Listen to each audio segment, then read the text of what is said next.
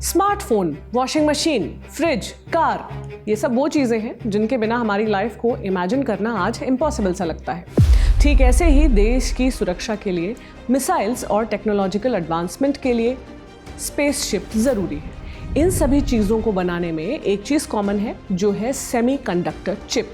आसान भाषा में कहें तो सेमीकंडक्टर चिप इन अप्लायंसेस का ब्रेन होती है जो इन्हें ऑपरेशन में मदद करती है। लेकिन बड़ी सेमीकंडक्टर फैसिलिटीज न होने से हमें अपनी 95% ज़रूरत कुछ ग्लोबल चिप कंपनियों से इंपोर्ट करनी पड़ती है। इसकी एक भारी कीमत है साल के करीब 1.71 लाख करोड़ रुपए। ये रकम जल जीवन मिशन के बजट से 2.5 गुना ज़्यादा है। इस योजना से देश के 19 करोड़ ग्रामीण घरों तक नल से पीने का पानी पहुंचता है। लेकिन अब मोदी सरकार ने प्राइवेट सेक्टर की मदद से चिप मैन्युफैक्चरिंग में 76,000 करोड़ रुपए का एक दांव लगाया है। ये दांव क्या है और इसके सक्सेसफुल होने के क्या चांसेस हैं, समझेंगे इस हफ्ते की कवर स्टोरी में।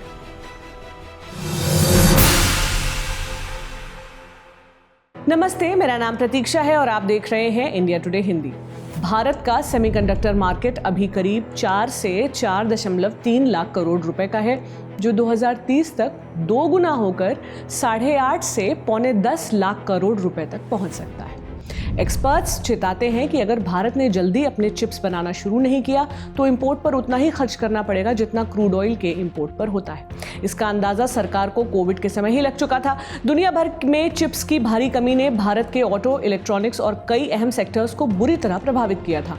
भारत को दोहरी मार झेलनी पड़ी, चिप्स के इंपोर्ट में देरी और महंगी कीमतें। प्रेजेंट की बात करें तो भारत का जियोपॉलिटिकल लैंडस्केप भी कुछ खास अच्छा नहीं है। डोनाल्ड ट्रंप का रवैया, अब उसको क्या ही कहें, आम बोलचाल में कहें तो ये है माय वे और द हाईवे। अगर ऐसा ही रहा तो सेमीकंडक्टर चिप्स की ये कमी परमानेंट भी हो सकती है।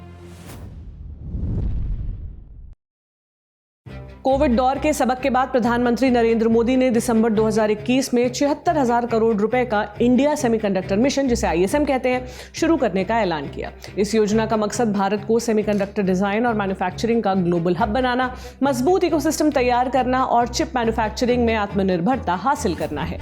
We have worked diligently with every ecosystem player.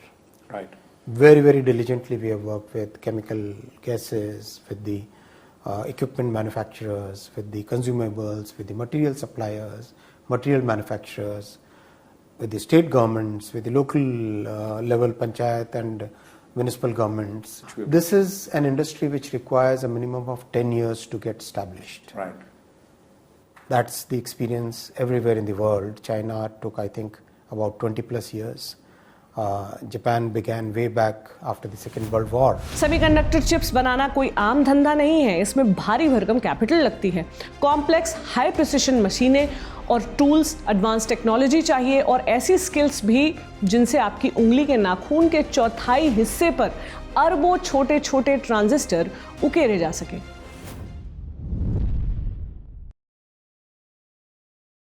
ऐसा नहीं है कि पिछली सरकारों ने सेमीकंडक्टर चिप मैन्युफैक्चरिंग की कोशिश नहीं की थी। चाहे इंदिरा गांधी हो या Manmohan Singh, semiconductor chip manufacturing के प्रयास तो किए गए, लेकिन सफलता हाथ नहीं लगी।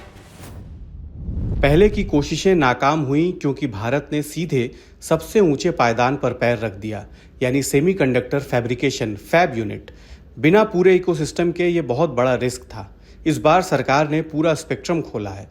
डिजाइन से लेकर फैब्रिकेशन, असेंबली, टेस्टिंग और पैकेजिंग तक के प्रोजेक्ट्स बुलाए जा रहे हैं। फाइनेंशियल इंसेंटिव भी पहले से बेहतर है। केंद्र सरकार ने बराबरी का रवैया अपनाया है, यानी इन्वेस्टर जितना रुपया लगाएगा सरकार भी उतना ही ग्रांट देगी। राज्य सरकारें कह चुकी हैं कि वो 20 से 30% तक का खर्च और उठाएंगी।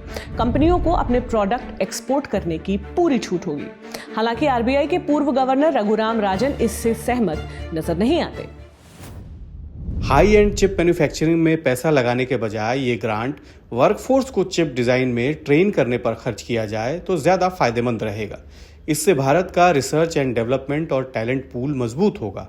भारतीय मूल के लोग पहले ही दुनिया की चिप डिजाइन करने वाली वर्कफोर्स का 20% हिस्सा हैं और मल्टीनेशनल कंपनियों के लिए काम कर रहे हैं। डेलॉइट साउथ एशिया के पार्टनर कतिर थंडावरायण की राय अलग है। वो कहते हैं कि सरकार सही दिशा में कदम बढ़ा रही है। बाहरी निर्भरता हमेशा नुकसानदेह होगी।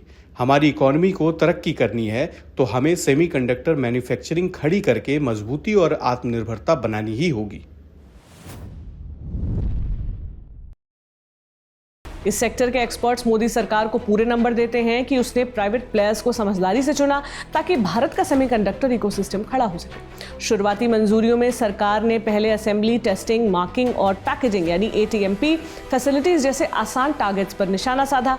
इनमें फैब प्लांट के मुकाबले इन्वेस्टमेंट की जरूरत बहुत कम होती है। अब तक जितने 10 सेमीकंडक्टर प्रपोजल को मंजूरी मिली है उनमें सिर्फ 2 फैब यूनिट के लिए हैं, बाकी 8 ATMPs हैं। बॉस्टन कंसल्टिंग ग्रुप यानी BCG के मैनेजिंग डायरेक्टर और सेमीकंडक्टर्स के इंडिया प्रैक्टिस लीडर अंकुश वढेरा का कहना है कि पहले की तुलना में इस बार सरकार ने जितना पैसा लगाया है उससे कहीं ज्यादा मजबूत और भरोसेमंद एप्लीकेशंस आए हैं। इससे दुनिया भर की चिप कंपनियों के बोर्डरूम में ये सवाल उठ रहा है कि क्या हमें इंडिया स्ट्रैटेजी चाहिए? क्या हम इंडिया में बड़े मौके से चूक रहे हैं?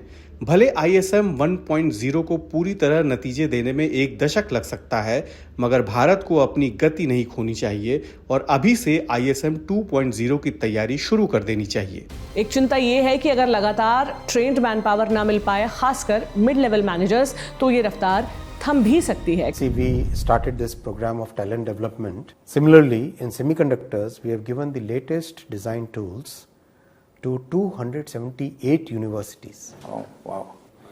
And the result is, in a very short time frame of 2.5 years, students have designed chips. These are the student designed chips. These are the student designed chips. Based on the equipment. Based on the design tools that they have access to. Right. And we have used the Semiconductor Limited Mohali to tape out these chips. Oh, okay. Interesting. To manufacture this chip, fabricate these chips. Very few countries in the world can today claim that their students, university and college students, can design and tape out chips. So this is going to be a huge driver of jobs. You Absolutely. Experts कहते हैं कि India Taiwan या India Japan के बीच talent corridor बनाए जाने चाहिए ताकि work force का एक्सचेंज आसानी से हो सके। सरकार को स्टार्टअप्स और यंग टैलेंट को भी बढ़ावा देना होगा।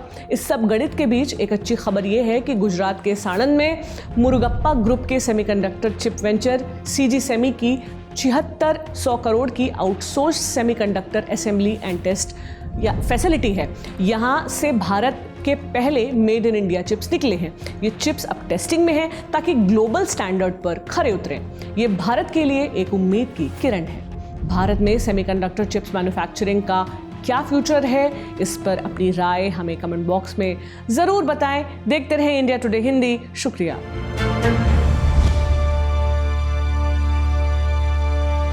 इसी तरह की तसल्ली से भरी हुई एक्सक्लूसिव रिपोर्ट्स देखने के लिए सब्सक्राइब करें इंडिया टुडे हिंदी का YouTube चैनल और बेल आइकन जरूर प्रेस करें ताकि वीडियो अपलोड होते ही आपको खबर हो जाए।